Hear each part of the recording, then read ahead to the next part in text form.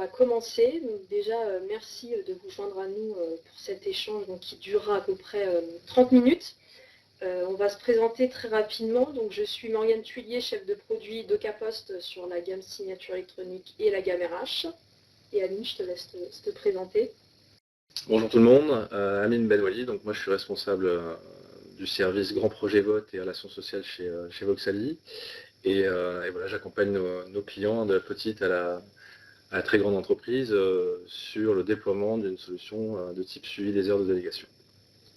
Alors, très rapidement, le sommaire, donc on va commencer par un vernis réglementaire, puis ensuite on rentrera un peu plus dans le détail sur comment on peut aujourd'hui accompagner le dialogue social en entreprise avec des outils numériques. Si vous avez des questions pendant la présentation, surtout n'hésitez pas à les poser donc, directement dans le chat que vous avez en bas à gauche. Et si jamais on n'a pas le temps de répondre à toutes vos questions, on vous enverra nos réponses consolidées dans un emailing post-webinar. Alors, au niveau du contexte réglementaire, ce qu'on peut dire aujourd'hui, c'est que d'une manière générale, il change. Ça, c'est pas nouveau. Mais il change vraiment avec des lois et des décrets qui imposent le numérique, ou en tout cas qui favorisent le numérique dans les différents univers, et notamment l'univers RH. Donc là, si on reprend aujourd'hui 5 dates assez clés sur le niveau des relations sociales, ça a commencé en 2007 avec le vote électronique. Donc dès 2007, les entreprises pouvaient, avec l'accord cette fois de leurs organisations syndicales, mettre en place le vote électronique. Donc d'une manière générale, Ocapost est aussi positionné sur cette brique-là. En 2010, on a eu les délibérations, recommandations CNIL qui sont venues un peu renforcer la mise en place des systèmes de vote. En 2015, on a eu la loi Rebsamen qui est venue donc impacter la parité homme-femme, donc là plus pour l'aspect vote, mais surtout les évolutions de la BDES, et donc ça on vous en parlera un peu plus tard. En 2016, on a eu la fameuse loi travail ou loi El Khomri avec une application en 2017 sur cette fois le renversement un peu au niveau du vote électronique, puisque là une entreprise peut mettre en place le vote électronique pour ses élections sans accord avec ses organisations syndicales. Et enfin, dernière grande date, les ordonnances Macron de septembre 2017 qui mettent du coup en application la fusion des instances représentatives donc pour donner naissance au CSE et avec un impact également sur la partie de suivi des heures qu'on va voir juste après. Au-delà de la partie relations sociales, je vais aborder très brièvement également la partie, on va dire, relations collaborateurs, puisque au-delà de ces sujets-là, on a aussi le numérique on a également vu par exemple pour le bulletin de paye, l'impact du numérique, puisqu'aujourd'hui une entreprise peut dématérialiser les bulletins de paye par voie électronique, tout en gardant bien évidemment le canal papier, mais le numérique étant le canal par défaut. Donc on observe aujourd'hui vraiment un changement à ce niveau-là. Alors Amine, sur la partie vraiment suivi des heures, aujourd'hui, les ordonnances Macron, qu'est-ce qu'elles sont venues un peu modifier, que ce soit par exemple en termes de quotas ou les profils qui sont assujettis, puisqu'on rappelle qu'au niveau du suivi des heures, donc ça concerne toutes les entreprises qui ont des élus. Donc ça peut aller, comme tu disais, de la petite structure qui va avoir... de plus de 50 salariés, voilà, jusqu'au-delà. Effectivement, bon, là, il y a une transition numérique et on vit vraiment cette transition-là avec nos clients. Sur le suivi des heures, tout simplement, voilà, du fait de ce regroupement de cette instance CSE, on va avoir un quota unique, mais avec des règles de gestion différentes. On le verra un peu plus tard, avec notamment la possibilité de mutualiser des heures, voilà, d'un titulaire vers un suppléant, par exemple. Bien évidemment, il y a des accords qui peuvent être mis en place et qui peuvent des fois un peu changer ces règles de gestion-là. Il y a cette notion de report, d'un mois sur l'autre, où on va pouvoir annualiser son quota et reporter d'un mois sur l'autre avec des règles de restriction quand même pour ne pas dépasser un certain quota sur un mois.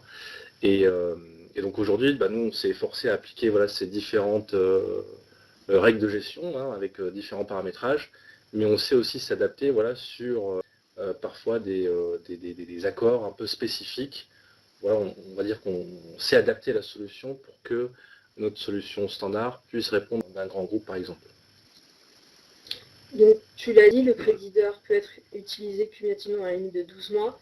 La règle d'or étant qu'un élu ne peut pas disposer dans un mois d'une fois et demie son crédit d'heure. Ça fait, oui. On a aussi la gestion, on va dire, entre guillemets, de prévenance sur quand est-ce que je dois prévenir mon manager ou mon employeur que je vais utiliser ces heures. Et ensuite, tu l'as dit également, la partie mutualisation, qui est vraiment nouvelle par rapport à ce qui existait avant. Alors, on a une première question de Lina. Bonjour, interrogation sur le principe d'annualisation prévu par les ordonnances Macron. Le report d'un mois sur l'autre se fait-il sur une année civile ou sur 12 mois glissants? Alors aujourd'hui, on sait gérer les deux, c'est-à-dire qu'à partir de la date d'élection, on est capable de répartir un quota sur une année en prenant comme point de départ vraiment votre date d'élection, ou alors on est capable aussi d'avoir une vision plutôt calendaire. Aujourd'hui, le système sait gérer les deux. Après, sur ce qui va être appliqué, c'est en fonction là, de vous et de l'accord que vous allez avoir avec vos représentants. Mais sachez qu'aujourd'hui, notre solution, c'est gérer ces deux types de répartition sur l'année. Alors, on a balayé la partie un peu réglementaire. Ensuite, si on rentre vraiment dans le vif du sujet, donc le dialogue social commence forcément avec la partie organisation de votre élection professionnelle. Donc on l'a vu là sur les 2 dernières années, la mise en place du fameux CSE, Comité social et économique, avec une deadline au 31/12/2019. De mémoire, ça concernait, il y avait à peu près 145 000 entreprises qui étaient concernées par la mise en place, donc forcément vont être aussi concernés par ce fameux suivi des heures. Et donc c'est pour ça qu'au-delà de la brique d'élection, on a aussi toute la partie donc, dialogue social derrière. En gros, une fois que j'ai mis en place mon CSE, je vais avoir mon mandat qui va courir et qui va vivre, avec mes élus qui vont avoir des réunions, qui vont devoir se mettre en ordre de délégation, etc. Et donc ensuite, tout l'enjeu, c'est de savoir comment, au-delà du vote, on accompagne les entreprises dans cette gestion-là. Donc c'est pour cela qu'on a aujourd'hui ces 8 modules, on va dire. Donc si je passe très brièvement dessus, donc forcément, comme on le disait, on commence toujours par la brique d'élection. Tout à fait. Ensuite, on va avoir 2 modules qui sont liés avec les résultats et la représentativité. Potentiellement, on a ensuite la partie comité de groupe. Donc cette brique, elle est un peu à part puisqu'elle va concerner les très grosses entreprises de plus de 5000 salariés. Ouais. Ensuite, on a la partie archivage des accords collectifs, dont on parlait, là, les différents accords que l'entreprise va pouvoir négocier et mettre en place dans son entreprise. La fameuse base de données économique et sociale BDES. Amine, peut-être un petit mot sur cette brique-là, puisqu'elle est vraiment encadrée aussi avec des lois à l'époque. Il y avait eu 2 passages de mémoire. Une obligation d'abord pour les...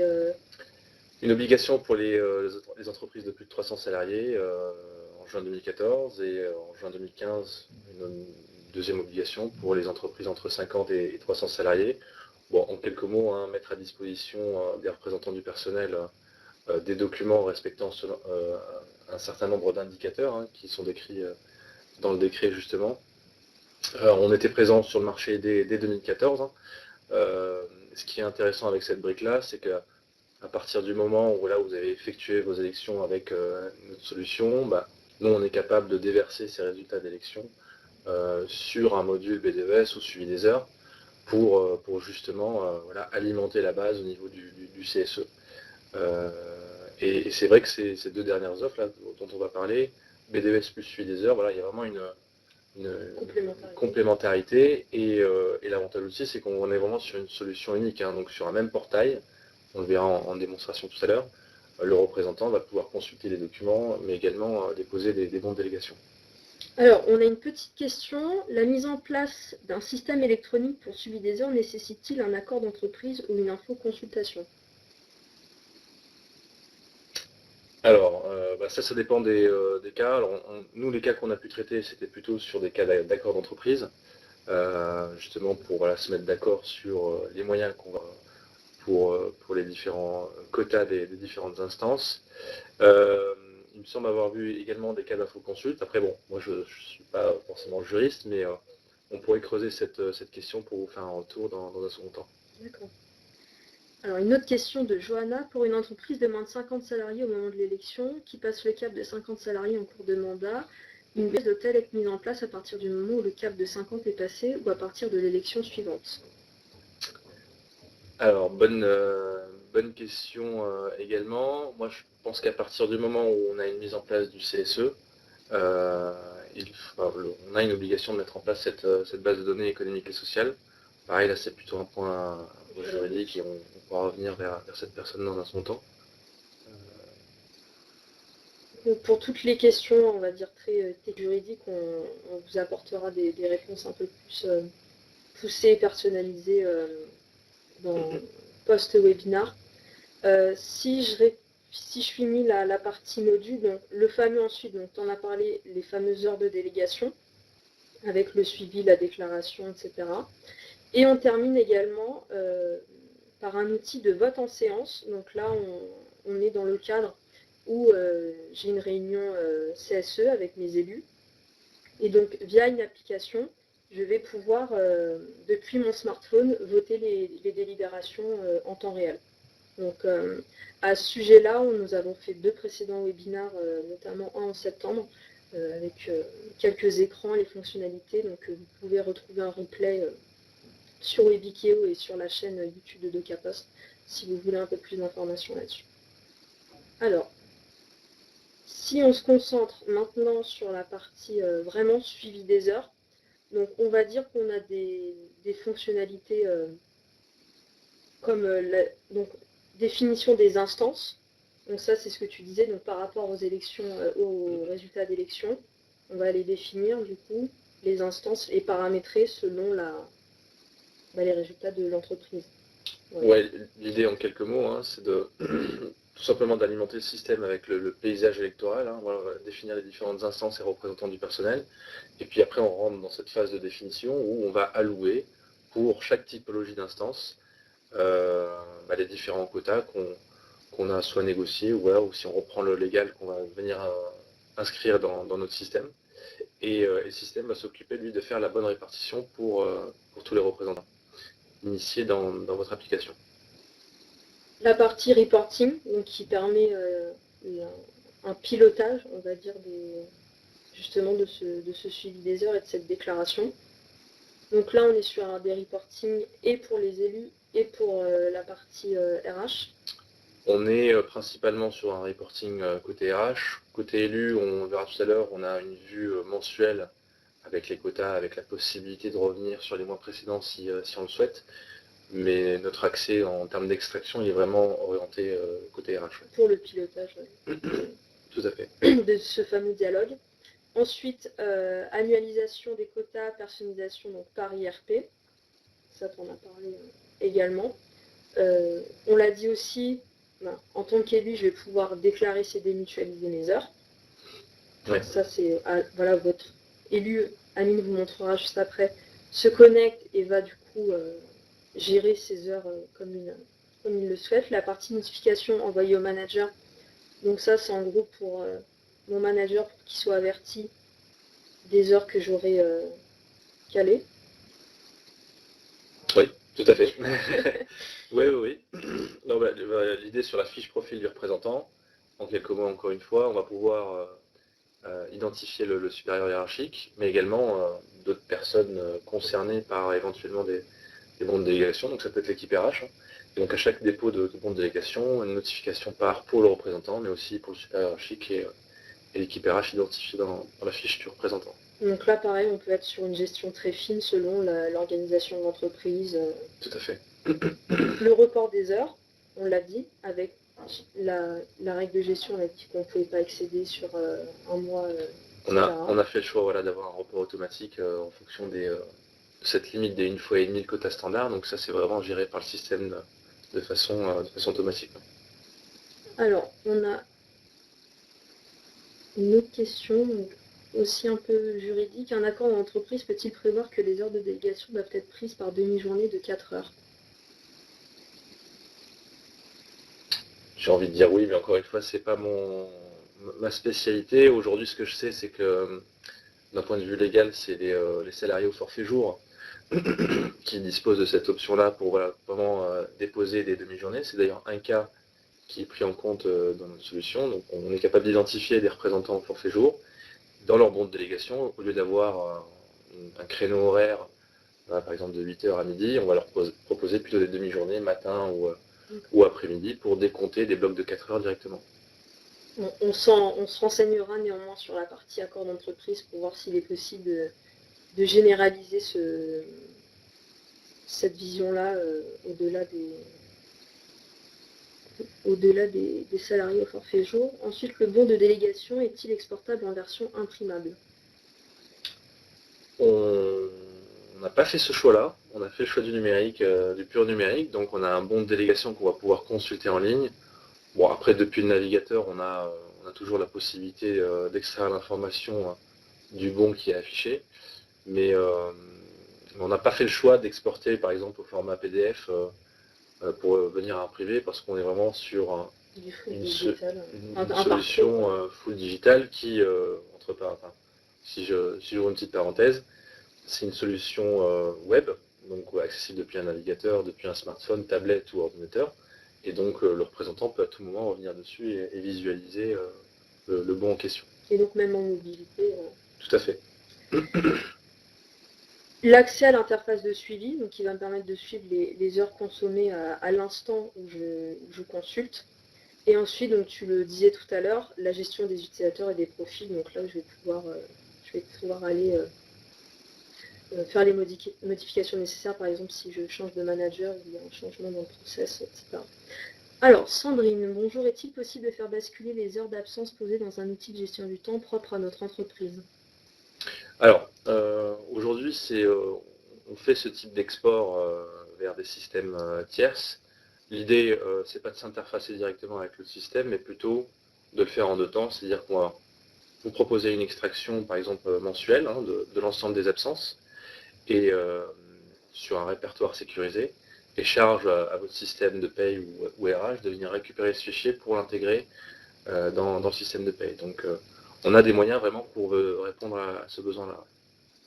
Alors, il y avait Laurence qui avait posé une question juste avant, mais ça a glissé dans le chat. Sur le report, qu'est-ce qui est reporté le mois suivant, le mois du report, le reste des heures du mois, excusez-moi, précédent uniquement, ou également une portion du report non utilisé? Quelle est la règle de gestion? En gros, au niveau du report, quelle est la règle de gestion On est sur un mois M, voilà, tout ce qui n'a pas été consommé le mois en cours est reporté le mois d'après à hauteur voilà, des 1,5 fois le quota standard. Voilà, si j'ai 20 heures, j'en ai consommé, je sais pas, 5, il m'en reste 15, ben, au maximum, je vais pouvoir reporter. Le système reporte les 10 heures le mois suivant. D'accord. Ensuite, une autre question d'Émilie. Votre outil est-il adapté à des entreprises multisites? Tout à fait. On a la capacité de gérer des structures complexes. Donc on peut vraiment partir du groupe, définir les différentes entreprises et vraiment aller jusqu'à l'établissement avec le SIRET qui sera l'identifiant voilà, de cette structure-là. Donc oui, pour répondre à votre question, aujourd'hui on peut gérer X entreprises avec différents... peut-être il peut y avoir des négociations différentes entre ces entreprises-là, donc on est capable aussi de gérer des quotas par site si besoin. D'accord. Laurence qui reprécise, y compris le report du mois précédent. Donc, du coup, si j'essaye de comprendre, j'imagine qu'il y aura peut-être un report sur mois M du mois M-1. Donc, en fait, la règle de gestion, c'est toujours que ça ne doit pas dépasser Oui, le quota. on est toujours à hauteur de ces 1,5 fois. Ouais. D'accord. Alors, est-ce qu'on peut voir l'outil? Bah, Hervé, justement, on y arrive. Bonne transition. Très bonne transition. C'est parti, donc maintenant on vous a parlé très rapidement, enfin même, j'exagère, en détail quand même, des fonctionnalités. Donc maintenant on va vous montrer concrètement comment ça fonctionne. Alors laissez-moi juste mettre le partage d'écran. Oui.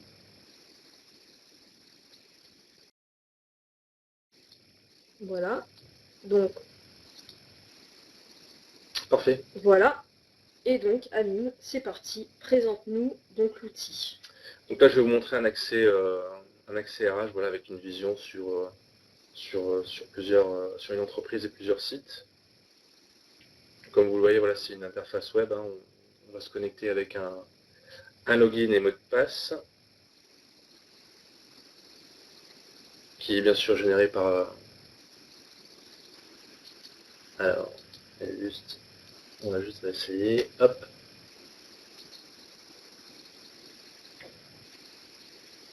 Ah, c'est le clavier numérique qui n'était pas activé. Très bien.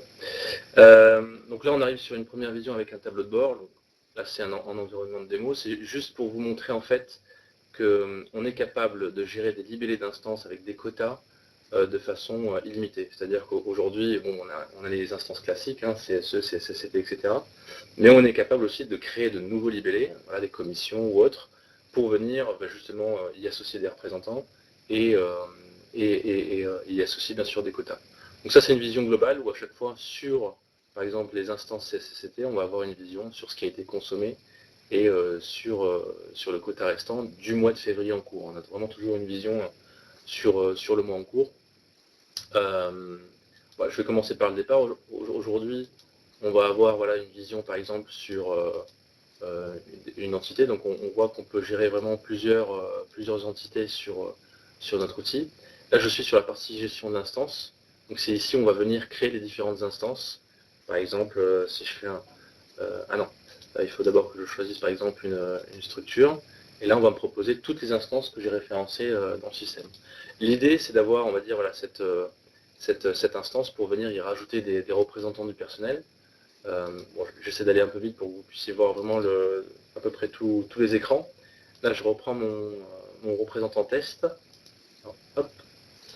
Là, je suis sur un représentant. Voilà, un représentant va être identifié avec un matricule, un email, un identifiant, voilà, nom, prénom, etc. Et, c'est ici où je vais venir identifier voilà, un supérieur hiérarchique et éventuellement des personnes à notifier.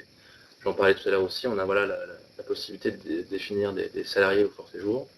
Donc là, c'est la première étape, vraiment construire la partie instance et représentant du personnel. Après, on a une étape de définition, c'est ce qu'on avait vu tout à l'heure, avec là aussi le référencement de tous les mandats et les différents quotas alloués par mandat. Donc ça, normalement, on vous accompagne voilà, pour ce type de définition, mais tout ce que vous voyez ici, c'est vraiment des fonctionnalités dédiées pour l'administration RH. Donc vous, normalement, après, on va dire 1 heure et demie de formation, vous êtes autonome pour venir gérer vos suivis des heures par entité si besoin. Il y a une répartition dessus, je vais directement aller sur le suivi parce que c'est à peu près la même chose. En gros, on va avoir ici une vision sur l'ensemble des représentants du personnel qui ont droit à un quota. Hein.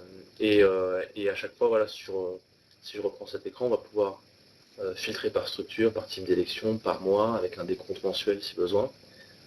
Ici, dans le filtre, on peut par exemple taper un matricule et directement retrouver la personne. Si je prends mon exemple là, du jour, hein, voilà, il a un quota théorique de 30 heures, et je vois qu'il a consommé directement les 11 heures. Donc là, je peux aller dans le détail hein, sur la fiche de la personne. Je vois que sur son mandat CCCT, il a consommé 7 heures, et il a consommé 4 heures sur les 16 du CSE. Ici en dessous, on a les bons de délégation, hein, donc c'est ici qu'on va pouvoir consulter, éditer, consulter ou supprimer.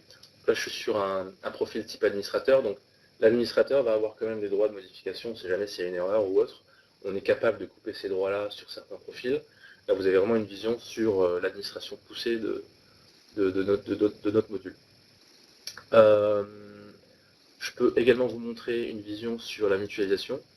Donc ici sont référencés, toujours avec quasiment les mêmes filtres hein, sur chaque écran, sont référencés l'ensemble des mandats et des mutualisations qu'on a pu faire donc voilà, entre CSE. Ce qu'il faut comprendre là aussi en termes de paramétrage, c'est qu'on est capable de paramétrer tout type de mutualisation, donc d'une instance vers une autre. Il faut juste qu'on établisse ça ensemble et puis après vous avez un paramétrage qui est fait en fonction de vos spécificités. Juste pour finir sur ces écrans-là, sur chaque écran, on retrouve ce qu'on disait tout à l'heure, un export hein, avec un état, avec 2 onglets. Bon, là, on ne va pas rentrer dans le détail, mais une première vision qui va être globale et une deuxième vision qui va être vraiment détaillée avec l'ensemble des bons du mois en question. Pour finir, je vous propose un accès élu. Donc là, on voit qu'on a beaucoup moins de fonctionnalités. Ça va se limiter donc, à une visibilité voilà, sur le périmètre en question, de visualiser les saisies du représentant, ajouter une saisie ou mutualiser les heures. Je pense que pour le représentant, cette vision elle reste très intéressante là, avec son tableau de bord et ce qu'il va pouvoir consommer, ce qui lui reste en termes de report. Là, j'ai pas ce cas d'utilisation, mais on a aussi en vert une jauge qui peut se rajouter si la personne a reçu un quota d'heures en termes de mutualisation. Sur les actions de saisie, donc là, dynamiquement, on lui propose sur quel mandat il va vouloir imputer cette absence-là. Voilà, on va définir un bon voilà, de 14 heures, par exemple, à 17 heures. On est capable de renseigner sur cette délégation la durée de déplacement, s'il y en a une, qui bien sûr n'est pas ne va pas être décompté du quota initial.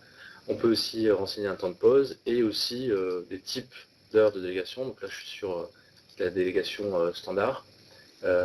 Tout ce que vous voyez ici en termes de typologie, d'instance, etc., ça va correspondre à votre réalité.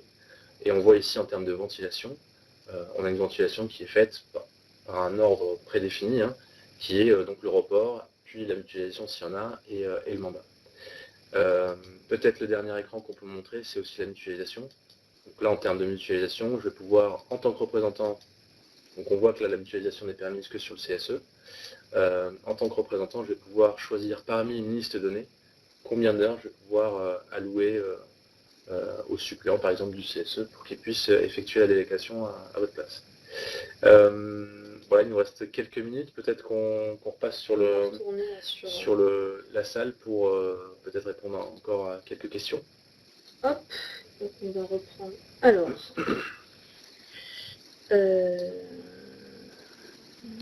donc il y a eu pas mal de questions pendant la démo. Alors, du coup, Anne-Sophie, votre outil peut-il gérer plusieurs niveaux d'heures de délégation, des élus établissements distincts et heures de délégation supplémentaires au niveau central? Tout à fait. En fonction de l'arborescence, on va pouvoir positionner des heures en centrale, mais aussi des heures au niveau des établissements. Donc ça, l'outil le gère parfaitement. Hop, alors excusez-nous, ce qu'il faut remonter. Non, c'est du bail, Ouais. Fabrice, certaines heures de délai peuvent être prises hors temps de travail habituel. Pourront-elles être flaguées pour paiement? Tout type d'absence va pouvoir être référencé dans notre système.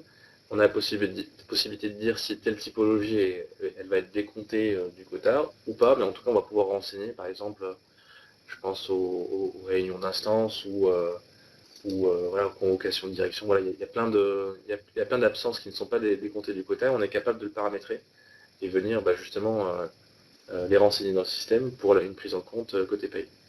Alors, il y a deux questions sur le coût de l'outil. Alors, on peut peut-être surtout parler plus du modèle tarifaire que du coût, puisque le coût va dépendre. Alors, le modèle tarifaire aujourd'hui, il est basé sur un coût de mise en place. Pour la mise en place, ça va dépendre de la volumétrie de votre entreprise ou du groupe. Et après, en termes de coût annuel, c'est un forfait à la licence, donc, qui est défini en fonction là aussi du nombre de représentants et de gestionnaires RH que vous voulez avoir dans le système. Ensuite, bonjour, plus précisément, comment s'organise l'interfaçage avec un logiciel de paye et ou gestion de temps? C'est un fichier que vous mettez à disposition, puis il se reporte dans notre outil, dans nos autres outils. Ensuite, il y avait une question sur la fréquence de... Et alors, sur l'interfaçage, c'est comme je disais, la mise à disposition d'une extraction préformatée sur un répertoire sécurisé, charge à notre système de récupérer ce fichier, cette information pour venir l'intégrer dans la partie paye. En termes de fréquence, on est capable de faire du mensuel ou de l'hebdomadaire. D'accord. Ensuite, est-il possible d'importer les déclarations d'heures saisies dans un outil interne ADP directement dans votre outil. Excusez-moi parce que ça redescend tout seul. Non, aujourd'hui, la saisie se fait. Ouais, j'ai saisi. Non, aujourd'hui, on n'a pas on n'a pas ce modèle-là où ça provient de notre système pour l'intégrer. J'ai envie de dire, c'est peut-être un peu trop tard si on les a saisis dans un autre système pour après coup vérifier les règles de gestion. L'idée, c'est que notre système soit le système maître en termes de saisie et qu'il y ait des bons contrôles en fonction des 1,5 fois, du report, etc. pour qu'après on déverse sur un système type paye. Alors, on va prendre une dernière question avant de clôturer, parce qu'on a déjà dépassé le timing. Vous inquiétez pas, on va récupérer toutes les questions et comme je vous le disais un peu plus tôt, vous répondre de manière très précise ensuite. Il y avait une question, est-il possible de créer plusieurs accès pour alimenter l'outil? Plusieurs personnes peuvent-elles se connecter en simultané? Ah oui, tout à fait. Bah, c'est le principe même là, de l'outil. Un accès va correspondre à un profil, donc soit on sera un profil représentant, gestionnaire RH ou même administrateur, et un représentant, lui, va pouvoir avoir, en fonction de ses mandats différentes imputations possibles. On n'est pas obligé de créer un profil par CSE, entre guillemets. S'il est multi-instance, un seul accès sera autorisé au représentant. D'une manière générale, les bénéfices d'une solution numérique pour gérer le suivi, donc on a forcément l'idée d'avoir les informations qui sont centralisées et tu disais tout à l'heure accessibles via un même point d'entrée, ce qui simplifie et notamment aussi avec les reporting, on le disait pour la partie RH avec tous les tableaux de bord qui permettent d'avoir la vision sur toutes les instances et toutes les heures. Pour la partie élue, le fait de pouvoir déclarer et mutualiser ses heures en temps réel, et tu l'as dit en plus en mobilité, avec des accès sur device mobile, sont suivis, et également un reporting, on l'a vu dès la connexion finalement. Et donc ensuite, en termes de solutions, elle est conforme avec donc la réglementation et les règles de gestion intégrées dans l'outil se base sur la réglementation également, notamment sur le report, etc. Vous l'avez vu, c'est un outil qui est plutôt simple et intuitif. Amine vous l'a dit tout à l'heure, voilà, une petite heure et demie de prise en main et ensuite vous êtes complètement autonome. Accessible, on l'a dit, tout le temps, à partir du moment où je suis connectée. Tout est fait, tout est pensé, conçu, opéré, développé en France et hébergé également. Et enfin, sur la partie expertise, je vous le disais en préambule, voilà, d'une manière générale, chez DocaPost, on est présent sur les sujets RH depuis maintenant plus de 10 ans. Et donc, au-delà de la partie dialogue social, également sur la partie collaborateur avec les bulletins de paie, donc une expertise sur la démat des échanges entre les services RH, représentants du personnel, voire même collaborateurs. Ensuite, je vois qu'il y a beaucoup de questions, même questions que Johanna, et on terminera là-dessus. Alors, Johanna, vous avez plusieurs questions, donc je vais prendre la dernière. À qui va-t-on s'adresser pour avoir un devis personnalisé? Donc, nous allons vous envoyer un email de remerciement, et déjà, nous aussi, on va en profiter pour vous remercier d'avoir participé à cet échange très riche avec nous. Et dans cet emailing, vous aurez un numéro de téléphone pour contacter les personnes qui pourront vous renseigner de manière plus détaillée sur la partie tarifaire et on va dire contractuelle d'une manière générale. Et même si vous avez besoin d'une présentation un peu plus personnalisée de l'outil. Voilà, donc il est déjà 34, donc on vous remercie vraiment pour ce webinaire qui était très intéressant. Et, merci à vous et nous vous souhaitons pour votre participation et peut-être à très bientôt pour un autre webinaire. C'est fort probable. En avant-première, on peut vous dire qu'il y a de nouveaux modules qui vont arriver dans cette suite logicielle. Voilà, et probablement aussi, vu la demande sur ce sujet, qu'on refera une présentation sur la partie suivi des heures. Donc merci à tous et très bonne journée. Au revoir. Oh,